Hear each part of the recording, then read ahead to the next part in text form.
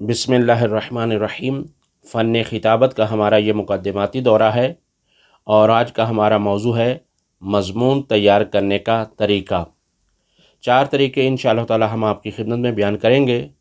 اس سے پہلے یہی مدرسہ فن خطابت قرآن و عطرت قوم و کربلا 2 طرح سے کلاسز کو برپا کرتے ہیں۔ ایک حضوری کلاسز ہیں جو فزیکل کلاسز کہلاتی ہیں، اور ایک آن لائن کلاسز ہیں۔ تو کیونکہ اس وقت علماء اور طلاب کی چھٹیاں چل رہی ہیں، اس وجہ سے ہم نے مناسب یہ سمجھا کہ یہ درس ہم اپنے کتاب خانے میں بیٹھ کے اس کو ریکارڈ کروا دیں۔ اور لیکن ساتھ ساتھ یہ بھی عرض ہے کہ ہمارا یہی چینل، اس پر ہمارے تقریباً 50 سے زیادہ فی الحال فن خطابت پر دروس موجود ہیں۔ اگر آپ اس کے پلے لسٹ میں جائیں اور وہاں پر فن خطابت کے دروس کو آپ دیکھنا چاہیں تو آپ دیکھ سکتے ہیں۔ اور اس کے علاوہ اگر آپ مزید کسی درس کو چاہتے ہیں کہ اس کو بیان کیا جائے تو آپ ہم سے رابطہ کریں، انشاءاللہ تعالی وہ درس بھی آپ کی خدمت میں بیان کر دیا جائے گا۔ تو عزیزان، آج کا ہمارا موضوع جیسا کہ عرض کیا ہے کہ موضوع ہے مضمون کو تیار کرنے کا طریقہ۔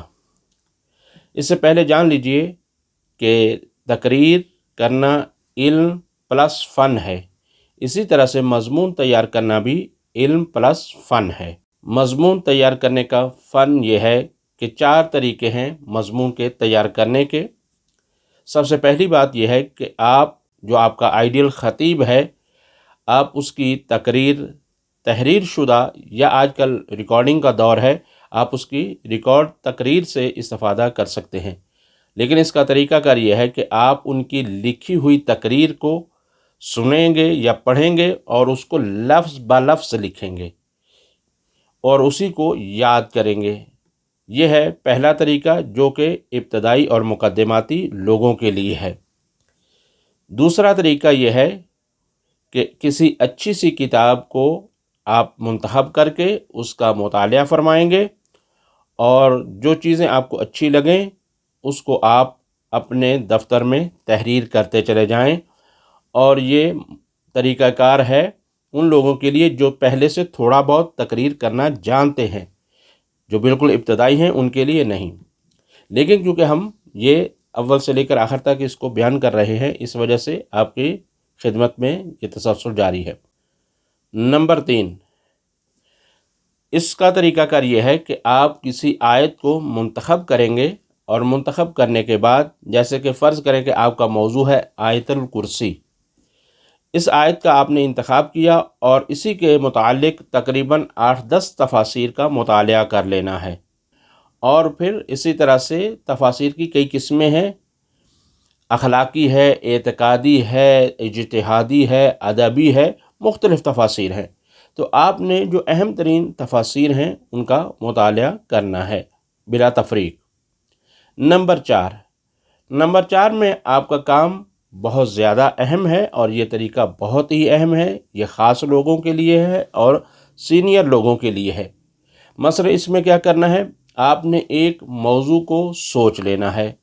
ایک موضوع مثلا سوچ لیا آپ نے کہ آپ کا موضوع ہے سیرت النبی، یہ آپ کا موضوع ہے۔ آپ اس سیرت النبی کے متعلق تقریباً 8-10 آیات کم سے کم جمع کر لینی ہے۔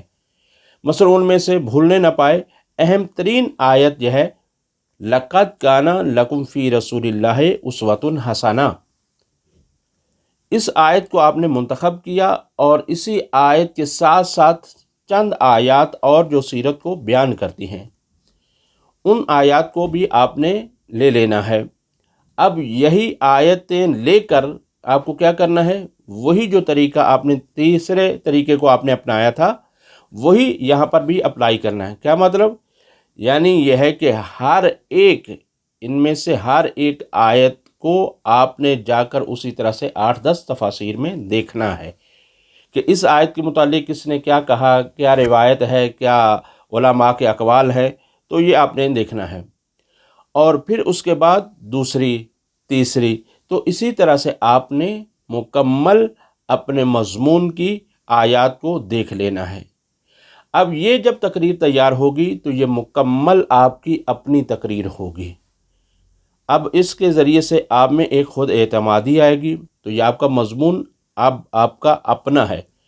لیکن یاد رہے کہ یہ مضمون اور یہ طریقہ چہارم یہ سینئر لوگوں کے لیے ہے، جونیئر لوگوں کے لیے وہی سب سے پہلے والا طریقہ ہے جو ہم نے آپ کی خدمت میں بیان کیا ہے۔